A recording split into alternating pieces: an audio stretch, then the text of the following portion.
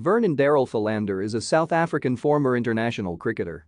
He was a right-handed bowling all-rounder. He had previously represented his country at under-19 level.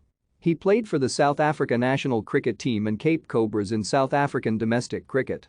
In December 2019, ahead of a test series against England, Philander announced that the series would be his last series before retiring from international cricket.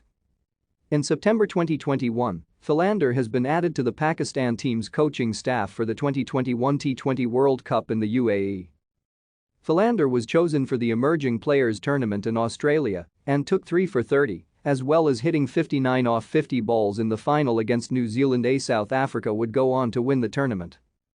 Philander has played English county cricket, firstly for Middlesex in April and May 2008, Somerset in April and May 2012, and Kent in July 2013.